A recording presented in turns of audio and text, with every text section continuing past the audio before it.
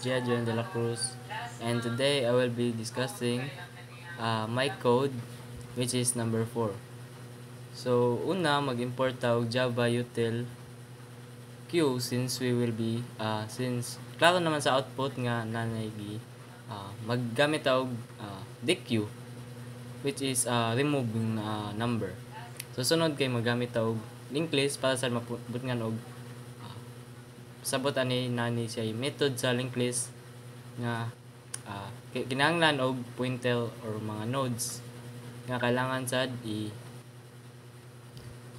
access. So suda sa main method, and susud ani maghimo ta og instantiation nga class wrapper nga integer with object name numbers. So, ang suda ni, ang unang i-read sa computer kay, mo-offer siya og value nga integer data type, which is 1, sunod, offer na siya 2, dayon 3. So, after that, i-print ang word nga Q, colon, then gawas kay, which is the value of tanan nga gisud sa object nga numbers. So, ang gisud nga object sa numbers nga value kay 1, 2, 3. So, klaro na diri nga output. So, sunod ana kay mo access siya og elements sa Q. So, in accessing the elements sa Q kay maghimo siya og variable with data type integer kay iya ni i-print after ma-access, no? So, equals numbers dot pick. So, pasabot ani pick nga method kay which basically nga meaning kay the kinaunhan nga butang. So, which is 1, no? Dayon, system out print, access element, dayon, value sa access number which is numbers that pick. So, 1. Access element 1. Dayon, in removing the elements of from the queue, kay naghimo na siya balik og integer nga type nga variable since ang mga value naman sa gi-add sa object nga numbers kay mga integer. So, dayon name siya og remove number equals numbers dot poll. So, pasabot sa daan ni kay sa poll method kay it's basically nga ni gi-read niya ang first element sa object nga numbers. So, dayon human ana kay print dayon ang remove element dayon value sa remove number which is 1. So, since the poll, first element of the poll is 1 man. So, mauna ni. Dayon, updated Q, print siya. Dayon, numbers. So, since na-remove na ang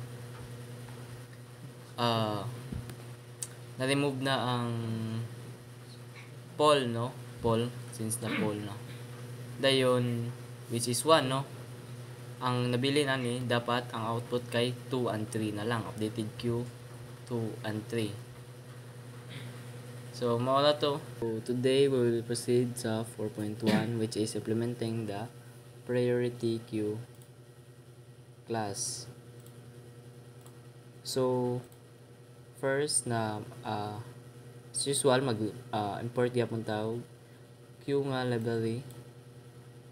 So, and then dire mag-priority queue na ta atong import.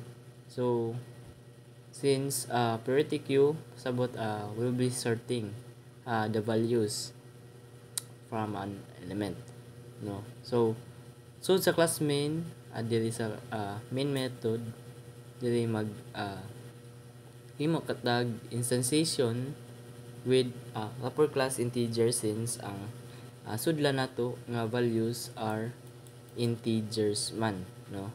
Dayon object name nga numbers. So, diri mo offer ta og numbers that offer 5, numbers that offer 1, numbers offer 2. So kung kalahian sa offer ug add man no, kay ang add kay ma-error ang code if ang capacity sa object kay ma-full na, while ang offer kay mo remain mo return ra as false. So dili siya ma-error, mo return na siya og false. So human ani after ma-add na ma-offer na ang 5, 1 ug 2, i-print ang q numbers, so which is result 1, 5, 2. So human ani mo access na sad ta sa elements of the queue, just like the previous code na explain na ako. Himo kag variable data type na integer, since integer, and then variable name access number equals numbers that pick. So ang pick na di ba sort man priority queue, pag sort na kay ang pick na ang value sa pick is of course by ascending man no, so from gamay to pataas. So pag sort kay di ba 1 man gyud ang una, so 1 jud ni ang value sa access number. So system out print in access element access number which is 1, dala 1, and then proceed na ta sa removing elements from the queue. So as usual balik na sa mag-create na sad og variable remove number with data type na integers equals number dot poll.